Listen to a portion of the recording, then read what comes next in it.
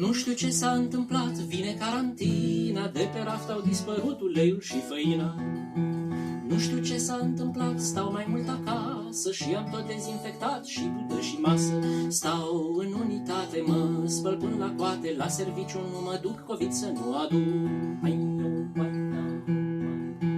Vino, mamă, să mă vezi, plec cu izoleta, că am tușit și am strănutat și m-a turnat ceta.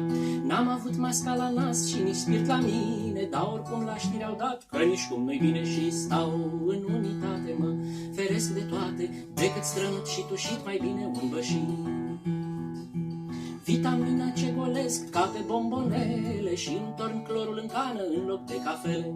Cu vecinii nu vorbesc, nu mai dăm nici mâna, fiindcă vreau ca să trăiesc, respect carantina și stau la izolare, n-am nici de mâncare.